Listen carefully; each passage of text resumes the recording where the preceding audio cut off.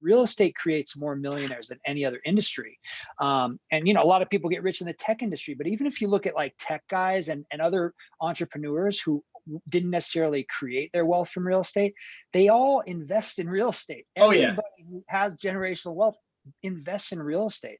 And so to me, it's like crazy when I see realtors who are working in the space on a daily basis, involved in real estate, have all the knowledge, all the tools right at their fingertips, and never buy property and never invest in rentals or do flips or investment in real estate of any kind. So I started out wanting to build a massive rental portfolio, but I also, building a portfolio takes money, right? And Yep. time. And Yeah. so there's got to be a transactional business that takes place in order to create the income and the cash Yep. that's needed to invest in these assets. So I also, just being around these guys, seeing how they analyze deals and did things, I also started to, like, I did my first fix and flip in 2014.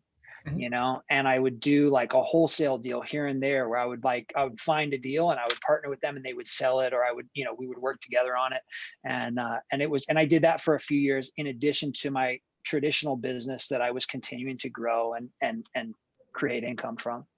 And it wasn't until I think about 2016 that I made a transition into real estate as an investor full time.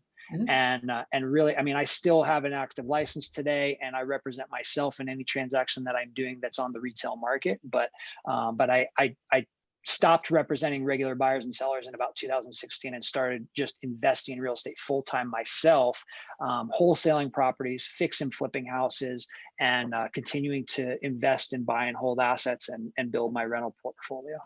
Yeah. So you're talking about Robert Kiyosaki, you're moving your way through the Cashflow Quadrant, right? And I think that's kind of what, it doesn't have to be a goal of everybody, but I think as you move through those quadrants, your life gets better, right?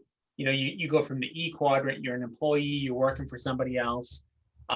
It's fine. You're getting guaranteed money, every single week, but you're probably not loving your job. You're, a slave to your desk, all that type of stuff. Then you say, oh, wow, like, let me take a leap. Let me become self-employed. Let me become a real estate agent. I have uncapped income. I've got all the benefits of that, but you're still, instead of being, a slave to your employer, now you're a slave to your client.